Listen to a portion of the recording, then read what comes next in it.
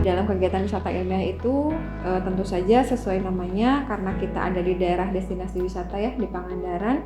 Selain berwisata, ada hal-hal juga yang diperoleh, yaitu edukasi khususnya di bidang kesehatan, lebih spesifik lagi terkait tentang nyamuk, bagaimana itu daur hidup nyamuk, kemudian di mana dia hidup, bagaimana siklusnya, ada berapa jenis nyamuk, dan apa hubungan nyamuk-nyamuk tersebut dengan manusia.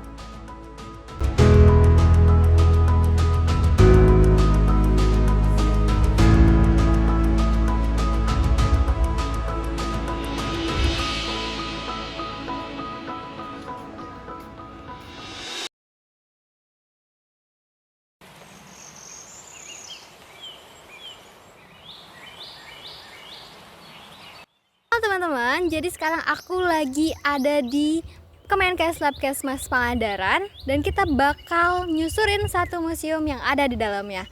Mau tahu keseruannya kayak gimana? Yuk ikut aku. Nah, ini museumnya. Mau tahu keseruannya kayak gimana? Yuk, ikut.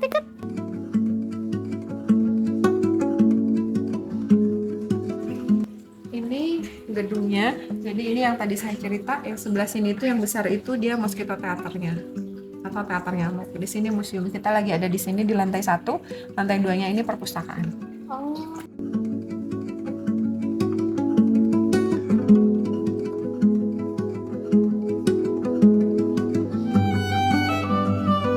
Ini tahapan pembangunannya, ada beberapa kali ganti juga. Kita ganti dulu desainnya seperti ini, yang kursi-kursi kecil ini sekarang sudah diganti menjadi 3 row 22, jadi lebih luas. Cuman memang kapasitasnya berkurang, kalau tadinya itu bisa hampir 100, sekarang kita cuma maksimal di 80. Kita ada peta sebaran nyamuk di Indonesia, jadi nanti warna di wilayah itu menunjukkan apa saja yang didapatkan dari di daerah itu, begitu. Ini tahun ini mau kita ganti, sedang dalam proses pencetakan karena kan ada perubahan jumlah provinsi juga ya. Sekarang yang di Papua Barat itu jadi 5 provinsi kalau tidak salah. Ini masih 32, sekarang udah jadi 37. Jadi ini lagi dalam proses pembuatan. Jadi bisa dilihat misalnya di Nangro Aceh Darussalam itu yang ditemukan itu ada Anopheles dari berbagai spesies, kemudian ada Aedes dari berbagai spesies, kemudian ada Armigerez, ada Culex, kemudian ada Mansonia juga. Kemudian ini siklus hidup nyamuk. Jadi nyamuk itu memiliki metamorfosis sempurna. Dulu mungkin waktu SMA belajar ya di biologi, ada fase pupa. Jadi dia ada fase kepompong. Nyamuk itu mengalami fase kepompong sama seperti kupu-kupu ya. Kupu-kupu juga kan ulat, kepompong, kupu-kupu. Nyamuk juga sama, telur, jentik, pupa, dewasa. Fase pradewasa itu dia habiskan di perairan. Jadi kalau misalnya ada air tergenang sedikit pun itu nyamuk bisa hidup.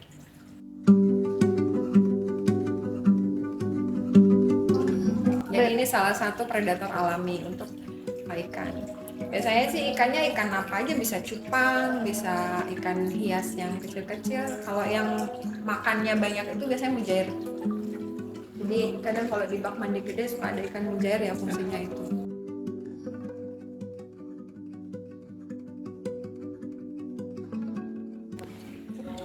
Ini salah satu koleksi yang kita punya.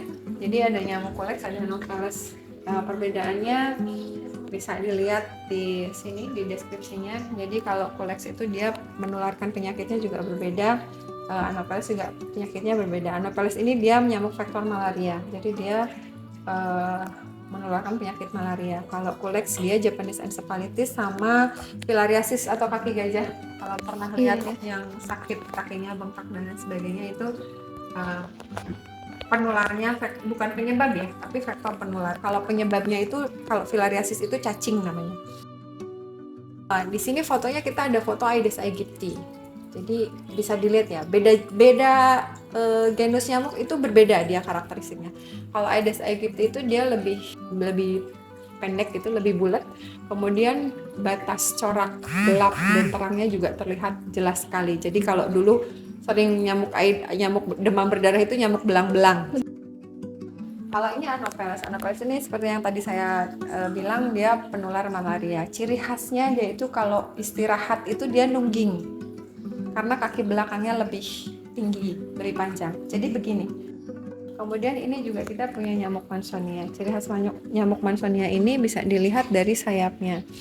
Sayapnya ini dia sisiknya tidak beraturan, tapi warnanya cerah, sehingga nanti kalau kena cahaya dia berpendar kayak keemasan. Itu Mansonia cirinya. Nah, yang unik adalah yang ini. Toxorynchites ini dia tidak menghisap darah jantan maupun betinanya. Dan dia itu ketika di fase larva dia predator untuk larva dari nyamuk yang lain. Jadi bisa digunakan sebagai pengendali hayati juga. Kemudian ini Armigeres. Armigeres ini kalau buat saya pribadi mencirikannya itu ukurannya agak lebih besar. Ada bedanya nggak sih nyamuk jantan sama yang betina? Bedanya di sini, di antenanya. Kalau untuk jantan itu antenanya itu bulunya sangat lebar. Ini kelihatan. Kalau yang betina nggak terlalu lebar. Kemudian ini di sini kita punya beberapa macam alat. Di sini kita pernah mengembangkan dulu waktu masih di Litbang, itu ada Ovitrap namanya. Ovitrap ini alat perangkap telur nyamuk.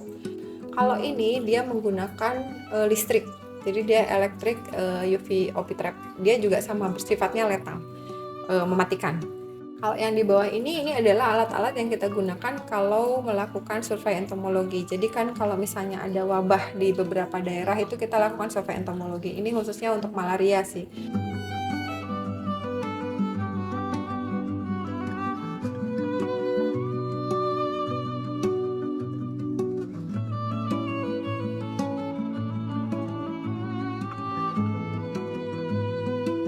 Kemudian ini mungkin pernah lihat ya, ini peralatan untuk fogging atau penyemprotan kalau misalnya di rumah. Kemudian itu yang atas itu insektisida yang digunakan di rumah tangga. Pada prinsipnya ini sama ini tuh sama, cuman kalau ini karena dia program pemerintah lebih terkontrol.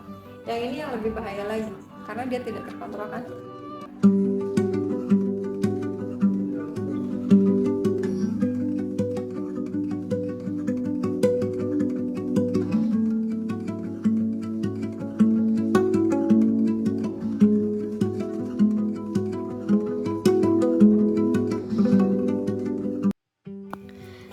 Di balik kaca-kaca ini hidup berbagai jenis nyamuk.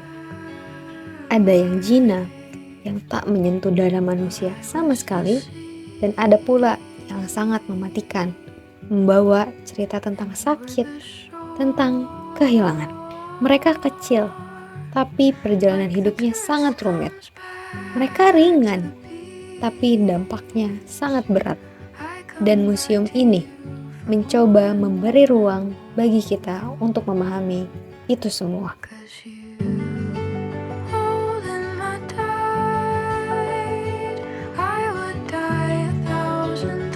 Museum ini lahir dari perjalanan panjang sebuah lembaga yang dulu berkutat dengan penelitian dan pengendalian penyakit.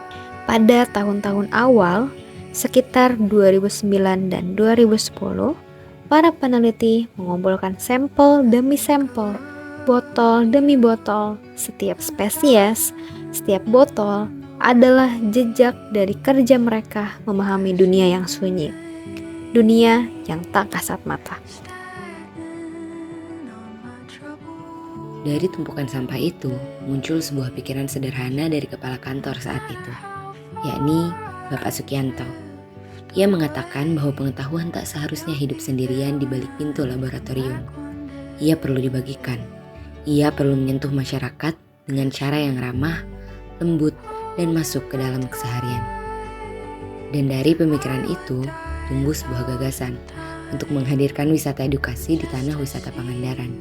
Sebuah tempat di mana orang-orang datang bukan hanya untuk berlibur, tetapi juga untuk memahami, untuk melihat lebih dekat makhluk yang sering kita anggap sepele, namun menyimpan begitu banyak peran dalam kesehatan manusia. 2 ruang kemudian dibangun. Mosquito Theater.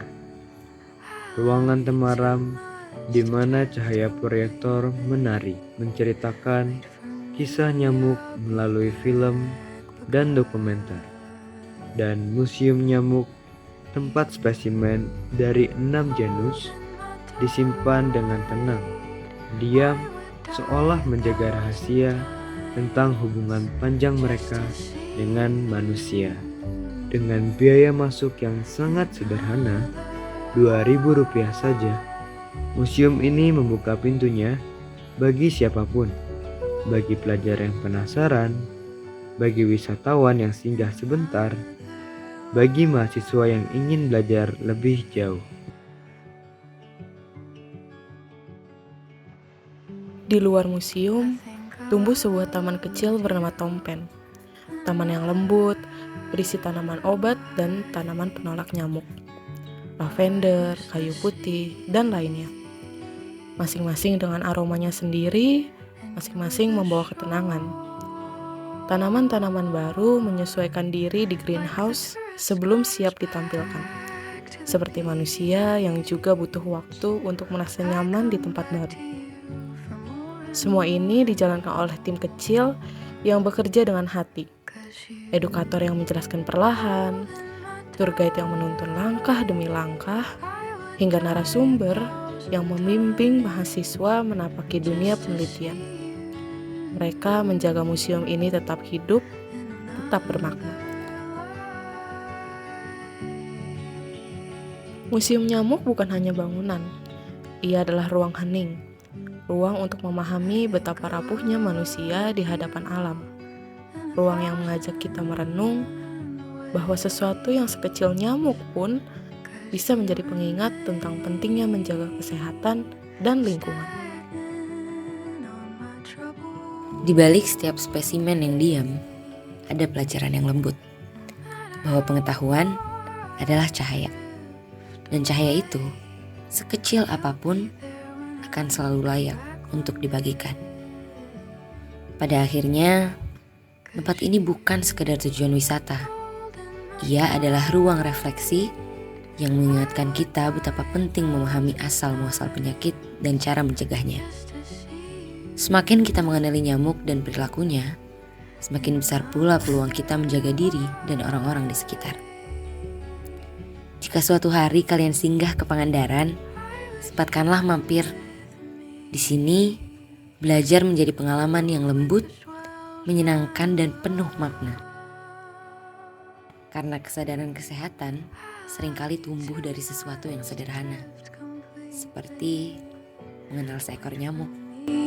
I'll be back because